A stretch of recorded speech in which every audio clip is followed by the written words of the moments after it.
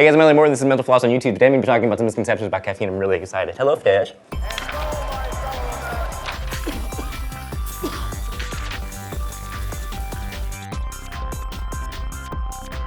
Misconception number 1, Red Bull contains more caffeine than coffee. It turns out that Red Bull has less caffeine than a standard cup of coffee. According to the Mayo Clinic, an 8-ounce cup of coffee contains between 95 and 200 milligrams of caffeine. The smallest Red Bull you can buy is 8.4 ounces, and that only contains between 75 and 80 milligrams of caffeine. And that goes for both regular and sugar-free versions of the drink. Misconception number 2, espresso contains more caffeine than coffee. A lot of times you'll see someone ordering espresso rather than coffee if they really want some caffeine in their system, and that might work if they drink like 4 espressos. According to the same Mayo Clinic study, 1 ounce of espresso, which is the typical serving size, contains 47 to 75 milligrams of caffeine. Compare that with the 95 to 200 milligrams in the coffee I described earlier. Misconception number 3, you get dehydrated when you drink something containing caffeine. Many people claim that caffeinated drinks aren't hydrating, or that they make you have to pee more, so they're actually dehydrating. And it's true that these drinks are slightly diuretic, so they do cause a little more urination, but that doesn't mean they dehydrate you.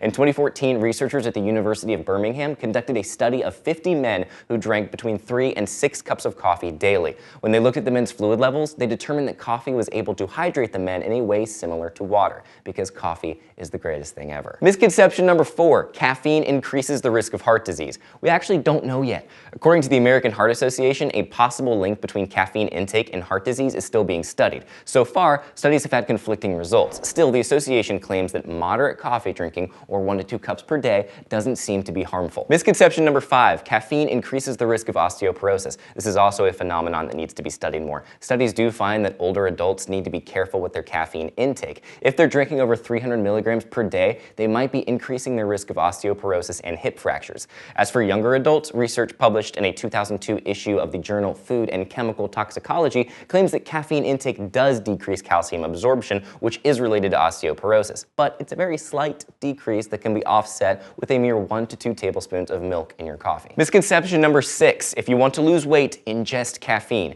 So in theory, this one kind of makes sense. If you take in 100 milligrams of caffeine, that'll burn around 75 to 100 calories that day thanks to a metabolism boost. But in reality, it isn't that foolproof. One study followed 58,000 health professionals for 12 years. They found that both men and women who increased their caffeine intake over that time ended up gaining more weight than those who maintained the same intake or decreased caffeine consumption.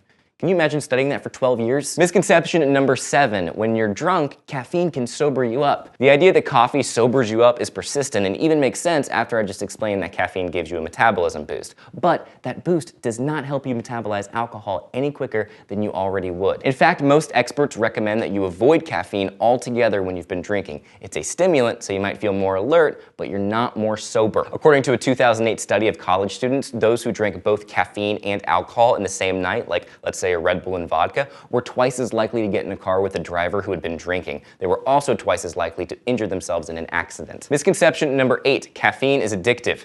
As you probably know, caffeine withdrawal is very real. I certainly know that. If you typically drink a cup or 2 of coffee every day, then stop one day, you might experience a headache, irritability, anxiety, fatigue, or some other terrible symptoms. But experts don't take this withdrawal as seriously as they do other addictions, like to drugs, because it's so mild in comparison. According to the 2009 edition of Molecular Neuropharmacology, a foundation for clinical neuroscience, true compulsive use of caffeine has not been documented because they've never met me.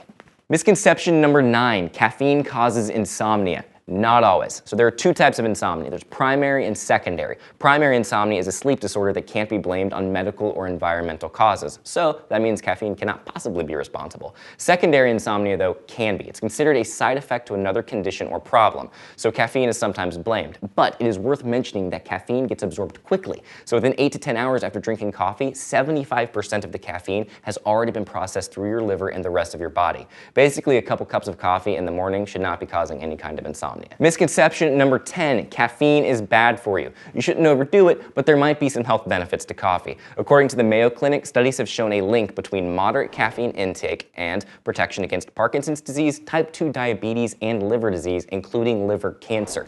Plus, it might improve cognitive function and decrease the risk of depression. Thank you so much for watching Misconceptions on Mental Floss on YouTube, which was made with the help of all of these nice people. If you have a topic for an upcoming Misconceptions episode that you would like to see, leave it in the comments, and see you next week. Bye.